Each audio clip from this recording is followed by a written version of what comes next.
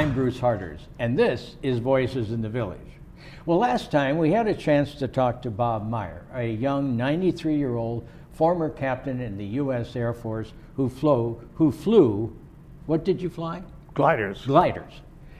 We learned a lot about Bob and his family, his father Mac. As a matter of fact, one of his relatives helped to dine with George Washington on his farm, among other things. Another person down the line flew the old Jenny aircraft in the First World War. And Bob was a glider pilot. You also flew a little bit, Yes. too. Now, I think what's really important is for our viewers to understand what these gliders look like, what were they built for, what could they do, that kind of thing, Bob. At the beginning of the war, the one thing we did not have was the ability to deliver equipment like a Jeep or a howitzer or guns or ammunition to the front line for our troops. So what they decided to do, they would follow like other nations and create gliders. A glider is an airplane that was developed around the size of a Jeep so that we could carry a Jeep into combat, because every colonel wanted his Jeep during the war. And we would carry guns, we would carry ammunition, landmines, whatever they wanted us to land behind the lines, we would carry this folk. Now, you could only carry one Jeep at a time? One Jeep at a time. And would there, how many people would be on that? Would be, that time it would be 3 with the Jeep. Just the one weight. who, now, I thought I saw in one of the pictures you had some kind of a tank coming off that thing. Well, that's a Hamilcar, which is a larger glider. They did not offer that in my unit, so I didn't have to fly those. But they were out there being flown. Yes, and they were very top heavy, and that was bad in combat. What would be the problem in combat? Problem is you land on sand or loam, and the wheels would drag, and the thing would roll over. So that was not good. What did this plane look like? Glider. Well, a CG-4 looks like a flying boxcar. Uh-huh.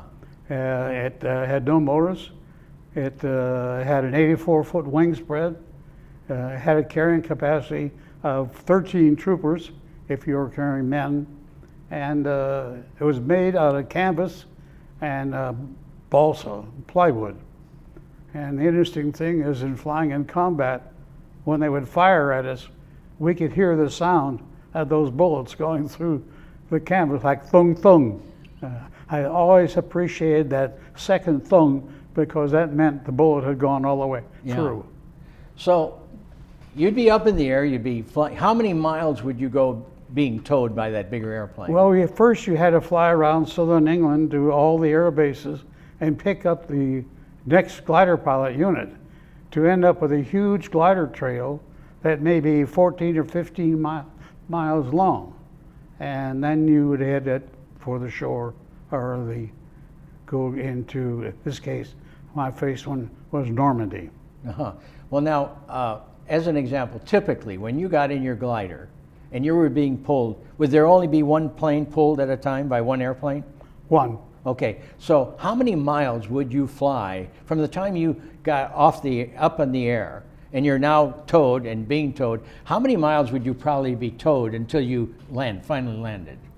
Well, since we had to accumulate the gliders, I would say a couple hundred miles. So you could go a couple hundred. And how long would that take? Well, it took us about 3 hours because we had to wait for them to join us.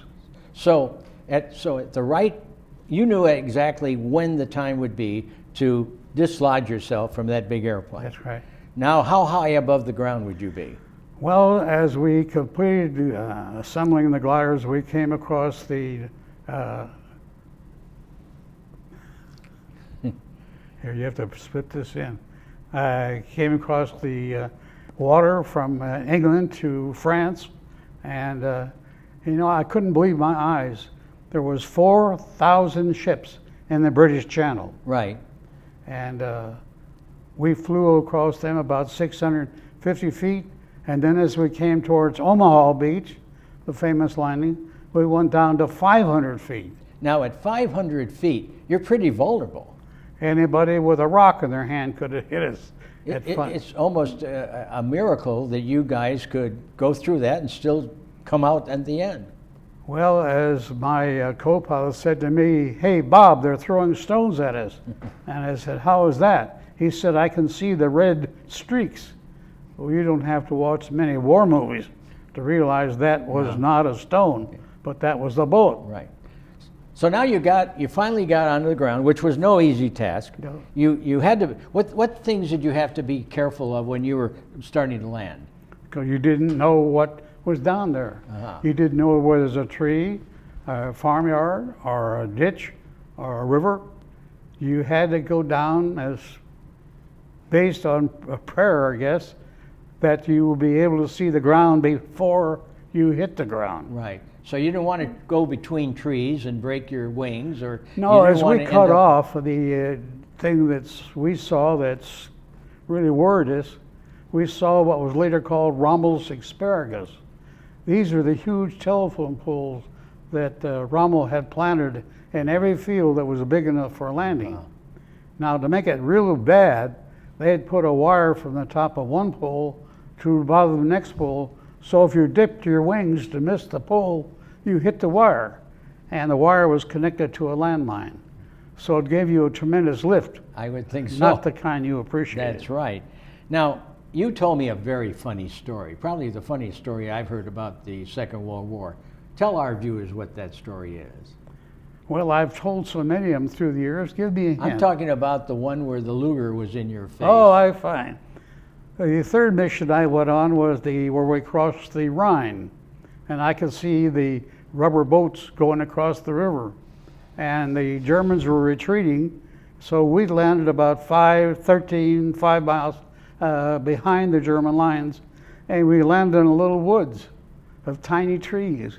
And the colonel said, "You know, these Germans are going to be mad because they're now fighting in Germany. So dig a foxhole 6 foot deep." I'm telling you, folks, when you have to dig through the roots of small trees, it's murder. In fact, by the time I got done, I was so exhausted, I laid down and, believe it or not, time of war, in a foxhole, I fell asleep. And then you woke up.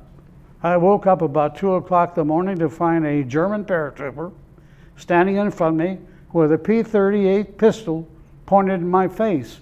He said, "Do you want to die?" I said, "Hell no." He said, "Well, I don't either. Let's make a deal." Well, he had the gun, so I was glad to listen to a deal. He said, "I am an American." I said, "I understand you must be American because your English is so perfect." "Yes," he said, "I was sent by my parents to learn better German. So before the war, I came to my grandparents to study good German." And there were thousands of kids that did that, I understand. Every country in Europe. And so obviously the Germans took over those kids and put them into service, right? When war was declared, the Gestapo came to the family and came to the schools and said, "What nationality are you?" He said, "I'm an American." He said, "You mean you were born an American?" He said, "Yeah." You can't do that in Germany. Right. You have to prove it.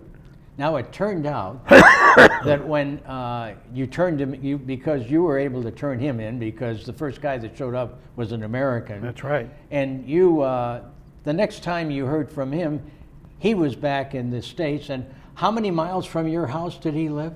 Well, that's sort of interesting. When I was talking to him after I was captured, he said, "I'm from Chicago." And I said, "Well, so am I. Where did you live?" "Rogers Park," which is the area furthest north in Chicago. He said, "I lived on Lund Avenue." I said, "That's a mile from me." So here I grew up not knowing this boy and running into this situation. What are the chances? What are the chances? Very few, but after the war, I called his phone, and his mother answered the phone. She said, "How did you know my boy?" Being I'm an American Army. Right. I said, "Well, I met him in a foxhole," and told the story. And she said, "Don't you ever call here again," which sort of shocked me for a moment, till I realized that she was the German sympathizer. And she didn't want me telling her neighbors that her son was not an American paratrooper, Oh, brother. but was a German paratrooper. Well, Bob, this has really been a wonderful experience, both the former time we sat down with you and this time.